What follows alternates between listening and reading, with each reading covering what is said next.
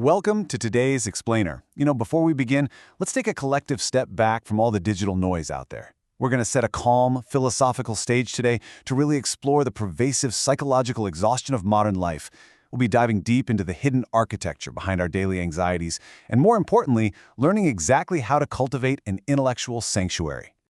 So think about the last time you stood in an elevator, or even just waited at a red light for 30 seconds. Be honest, did you reflexively pull out your phone? I know I'm guilty of it. But why is it that we are so profoundly terrified of just 10 minutes of uninterrupted silence? What is it about an empty moment that feels so inherently unbearable to us that we literally have to flood it with digital stimulation? Well, here's the thing. Our aversion to doing nothing, it isn't actually a personal failure. It is a symptom of a much larger system. And to fight it, we're going to explore the concept of cognitive insulation. We need to radically redefine intentional boredom and active stillness. Far from being states of emptiness or wasted time, they're actually premium psychological sanctuaries. Reclaiming the capacity to do absolutely nothing is, quite frankly, the ultimate weapon to recover your mental sovereignty. Okay, Section 1, the acceleration of society. Let's look at the mechanics of speed.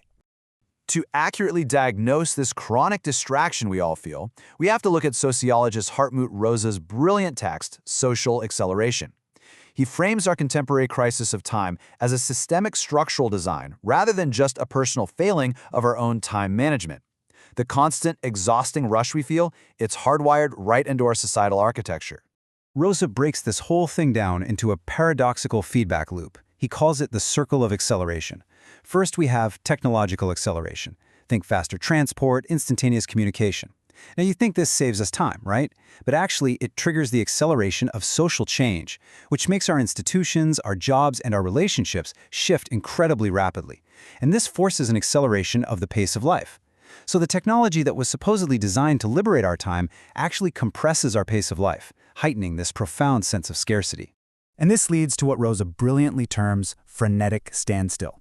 It's like a state of highly dynamic surface transformation that masks a deep-seated cultural rigidity. We are perpetually running just to stay in place on what Rosa calls slipping slopes. This ubiquitous acceleration essentially destroys our capacity for resonance, which is our ability to forge deep, genuine, and reciprocal connection with the reality right in front of us. I want to pause for just a second and let this profound quote from Rosa really sink in. He writes, "Instead of the dreamed-of utopian affluence of time, a grave and sharpening scarcity of time has arisen." Wow. We live in a society that is rich in fleeting, lived events, but is completely devoid of deep experience. We are fundamentally dissynchronized from our own lives. Which brings us to Section 2, the hyperconsumption of signs. So what are we actually doing when we're frantically scrolling just to keep up? Well, in his landmark work, The Consumer Society, sociological theorist Jean Baudrillard drops a massive paradigm-shifting idea on us. Checking our phones in that elevator? It's not an autonomous action. It is an unconscious constraint imposed by a consumer code. We are captured in an order of signs completely designed to keep our minds perpetually noisy, distracting us from the existential void created by all that societal acceleration we just talked about. You see, we operate under this illusion that we're satisfying an authentic human need for connection or information. But the reality, we are compulsively consuming ephemeral digital tokens.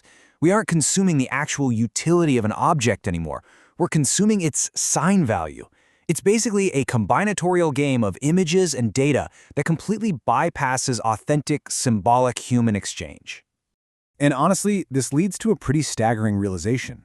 Baudrillard writes, "Consumer man never comes face-to-face with his own image. He is not reflected in that order but absorbed and abolished.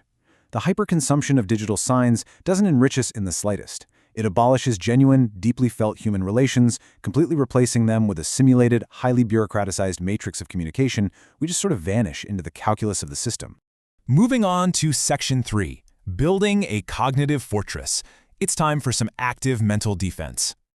So if acceleration strips away our time and the hyperconsumption of signs abolishes our identity, how on earth do we fight back? Well, Baudrillard notes that in a consumer society, what is produced today is not produced for its use value or its possible durability, but rather with an eye to its death. Think about the infinite scroll of your social media feed. It is perfectly designed for built-in obsolescence. A post is consumed and it dies instantly, demanding you swipe right to the next one.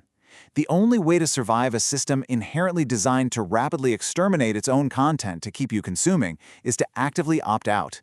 This means we have to actively build what we're calling a cognitive fortress. The pillars here are simple, but man, they are revolutionary. We're talking about reclaiming intentional boredom, practicing active stillness, establishing true mental sovereignty. We really have to redefine boredom here. The choice to sit in an elevator and just do nothing is not a void to be pitied. It is a powerful, active reclamation of your mind against a relentless code of consumption.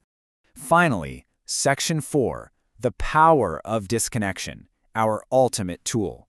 Escaping Rose's slipping slopes and breaking out of Baudrillard's order of signs gives us this incredible climactic synthesis. Disconnection is the ultimate sovereignty. In a world structurally designed to accelerate your life and commodify your attention, mastering active stillness is quite literally the only way to genuinely insulate yourself. It is how you restore resonance and return to authentic, symbolic living. So I want to leave you with a final provocative thought to carry with you today. The absolute next time you find yourself stuck at a red light or just waiting for an elevator to arrive, will you reflexively continue to consume the noise, or will you dare to defend your mind with silence? The choice, as always, is entirely yours.